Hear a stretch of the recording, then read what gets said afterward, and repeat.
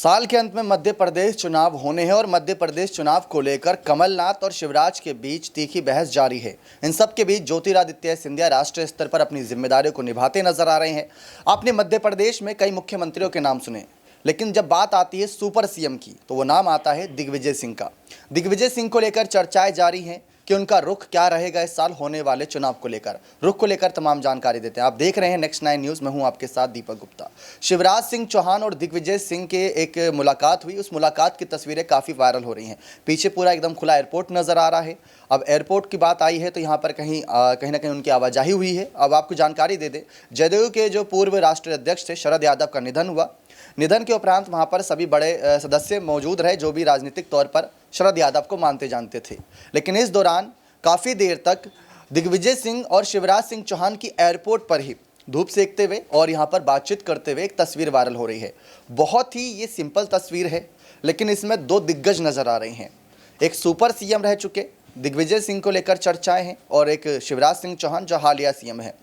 अब बात ये हो रही है जो कि ज्योतिरादित्य सिंधिया के मंत्री कई सारे थे जिन्होंने बगावत करी। उन्होंने ये कहा कि जो कमलनाथ है वो वट वृक्ष की तरह हैं, कभी किसी के सामने झुकते नहीं, ना ही किसी की मानते जानते हैं। भ्रष्टाचार हो रहा था लेकिन हमारी एक भी नहीं सुन रहे थे। लेकिन अगर दिग्विजय होते सीएम तो शायद वो एक ऐसे पौधे की तरह हैं जो सबके सामने झुके नजर आते हैं, सबकी बात भी मानते हैं।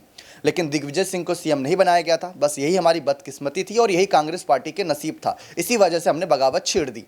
लेकिन बात दिग्विजय सिंह की आ रही है। अगर शिवराज सिंह चौहान के साथ उनकी तस्वीर वायरल हुई तो आखिर क्या बातचीत हुई, सब ये जानना चाह रहे हैं। बातचीत को लेकर तो खैर कोई जानकारी सामने नहीं आई है, लेकिन ये कहा जा रहा है कि अगर इस साल चुनाव होने हैं और शरद यादव के निधन में शामिल हुए तो जरूर इन दोनों मसलों में से किसी एक मुद्दे पर बात हुई कि शरद यादव कैसे थे, उनका राजनीतिक जीवन कैसा रहा, उन्होंने किसके लिए क्या उपकार किए, या तो ये चर्चा हुई होगी, या इस बार मध्य प्रदेश चुनाव में कांग्रेस पार्टी किस नए संगठन के साथ उतरेगी। नए साल की शुरुआत में फिर से कमलनाथ को लेकर ऐलान कर दिया गया कई सारे नेताओं ने।